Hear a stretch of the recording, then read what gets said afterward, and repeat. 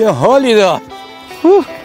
شاید باورتون نشه بچه که بودم آرزو داشتن یه دوچرخه داشتم. نوجوان شدم یه موتور گازی میخواستم اما به هیچ کدومشون هیچ وقت نرسیدم. آرزوها به دلم موند و مرد. امروز اگه بخوام شاید بتونم یه موتور مثل این داشته باشم اما باور کنید دیگه هیچ لطفی برام نداره. میرم به دل تاریخ که آرزوهای بچگیمو تو زمان گذشته بذارم و برگردم و با شما باشم.